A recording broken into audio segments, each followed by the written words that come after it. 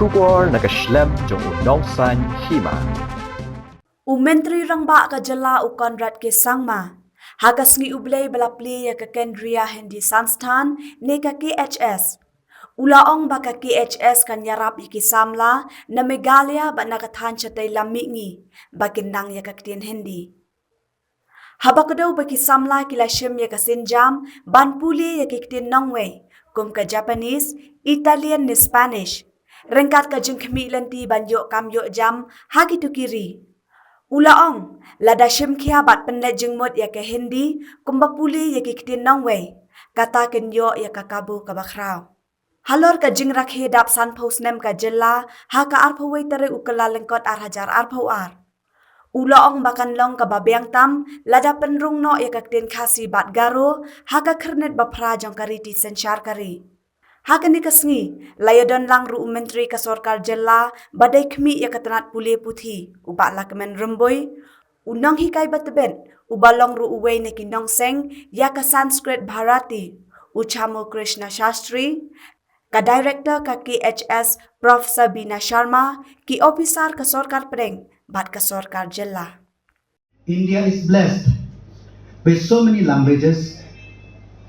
India is blessed so many dialects, especially the Northeast region, where we have so many different languages and dialects. I'm very glad that through the initiative of the central government, how to integrate this language through the mainstream. This Central Hindi Institute of Hindi have been set up in Nagaland, Meghalaya and Assam, which will in a long way be able for the people of this region to understand and know the language.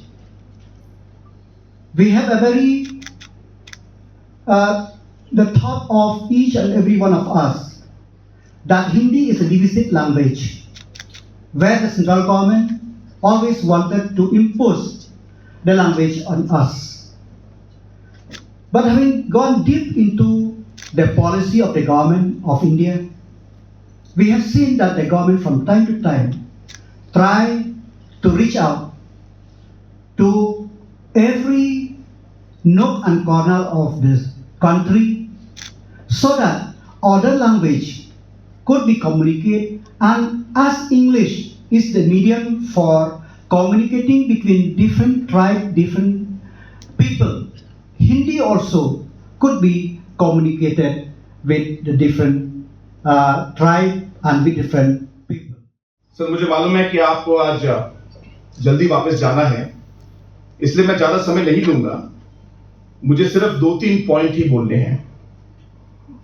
सबसे पहली चीज तो ये है कि अक्सर north east में बहुत सारे स्टेटों में एक तरीके से हिंदी लैंग्वेज की ओर जितना ध्यान देना चाहिए और जितना होना चाहिए था, वो हमारे नॉर्थ ईस्ट स्टेट्स में थोड़ा कम है।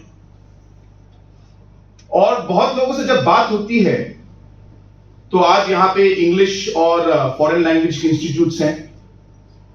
बहुत सारे बच्चे लोग आज जापानीज, इटालियन, स्पेनिश पढ़ते हैं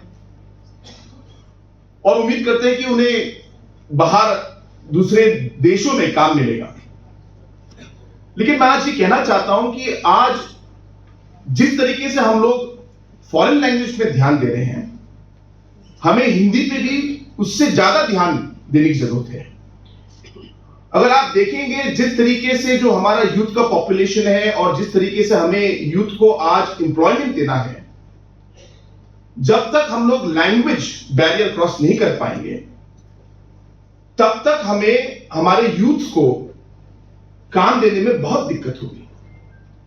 आज अगर नॉर्थ ईस्ट के कोई भी बच्चे लोग बाहर काम करना चाहे और जिस तरीके से इकोनॉमी बाकी स्टेटों में डेवलप हो रहा है, आप देखिए जैसे महाराष्ट्र हो, गुजरात, सेंट्रल इंडिया या देश के कोई भी भागों में तो अगर आप काम करना चाहेंगे तो हिंदी एक ऐसी लैंग्वेज है जो आपकी मदद कर सकती है।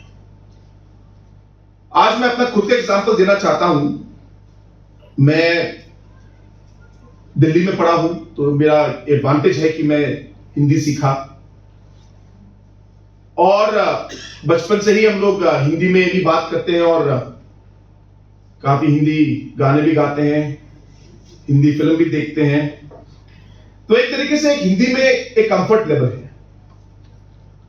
और इसका मैं आपको ये कहना चाहता हूं कि जब मैं दिल्ली जाता हूं आज मुख्यमंत्री होते हुए, और जब ऑफिसर से बात होती है या कैबिनेट मिनिस्टर से बात होती है, एक अलग ही एक कंफर्ट लेवल, एक कम्युनिकेशन है। और इसलिए मुझे बहुत खुशी है कि आज हम लोगों ने आज ये नया बिल्डिंग यहां पे खुला है। मैं हमारे सभी युवाओं से मैं ये अनुरोध करना चाहता हूं कि जिस तरीके से हम लोग बाकी लैंग्वेजेस में भी हम लोग ध्यान देते हैं, हिंदी हमारे लिए एक भारतीय होने के नाते एक बहुत ही इंपॉर्टेंट भाषा है और हमें सीखना चाहिए, क्योंकि ये आपके फ्यूचर के लिए ये एक बहुत ही एक एडवांटेजियस पोजीशन में आप रहेंगे। तो इसलिए मुझे बहुत खुशी है कि आज हम लोगों ने ये इंस्टीट्यूट खोला और ये नई बिल्डिंग खोली। मुझे विश्वास है कि इस बिल्डिंग से और ये इंस्टीट्यूट के यहां होने से हमारे युवाओं को, सिर्फ शिलांग और मेघालय के नहीं लेकिन नॉर्थ ईस्ट के बाकी युवाओं को भी हिंदी भाषा सीखने का एक अवसर मिलेगा। क्या कहें, एक एडवांटेज बोले या एक यूनिकनेस बोले, हमारा एक कल्चरल एस्पेक्ट बोले, कि हमारे यहां पे बहुत सारे भाषाएं हैं। आप गारो हिल्स में आपने अभी देखा कि गारो लैंग्वेज वहां पे लिखा हुआ है, लेकिन हमारे कम से कम 10 से 12 डायलेक्ट हैं जो एक दूसरे को समझ नहीं पाएंगे। हमारे शिक्षा मंत्री यहां पे है लाखमिन ग्रम्बुई जी, तो मैंने कहा कि भाई जयंतिया है इनको, तो साहब ने जब जयंतिया वाला किताब डिक्शनरी बाहर देखा तो कहा कि कोई जयंतिया आदमी है। मैंने कहा कि हाँ जयंतिया, हमारे शिक्षा मंत्री जयंतिया हैं। तो उन्होंने कहा नहीं, मैं जयंतिया नहीं, मैं वार हूं, क्योंकि जयंतिया में भी बहुत अलग अलग कम्युनिटीज हैं और वो लोग एक दूसरे की भाषा नहीं समझते। इनका जो भाषा है वार लैंग्वेज है, वो बहुत ही डिफिकल्ट है। और आप कोई भी जयंती आदमी से पूछेंगे तो बहुत सारे ऐसे लैंग्वेजेस आज खत्म हो रहे हैं क्योंकि लोग इसमें ध्यान नहीं दे रहे। तो सर मेरा आपसे निवेदन यही रहेगा कि अगर हम लोग ये हमारा जो लैंग्वेज है, लोकल लैंग्वेजेस है, आज टेक्नोलॉजी हमारे पास अवेलेबल है, टेक्नोलॉजी, सॉफ्टवेयर, प्रोग्रामिंग बहुत पावरफुल हो गया। तो अगर हम लोग इसमें थोड़ा ध्यान दे पाए और किसी तरह हम लोग किताबें ही नहीं लेकिन इसको सॉफ्टवेयर या टेक्नोलॉजी के माध्यम से हम लोग, मैं तो प्रोग्रामर नहीं हूं लेकिन मुझे लगता है, विश्वास है कि कुछ ना कुछ टेक्नोलॉजी निकलेगी जरूर। और हमारे युवाएं हैं, जो हमारे प्रोग्रामर्स हैं, आज गूगल के लिए, एप्पल के लिए प्रोग्राम बनाते तो अपने देश के लिए फिर बना सकते हैं। तो मुझे विश्वास है कि हमारे यहाँ पे वो टैलेंट है कि हम लोग उस लेवल तक भी टेक्नोलॉजी को यूज करके हम लोग हमारे लोकल लैंग्वेजेस को, क्योंकि सर ये सबसे बड़ा कंट्रीब्यूशन रहेगा।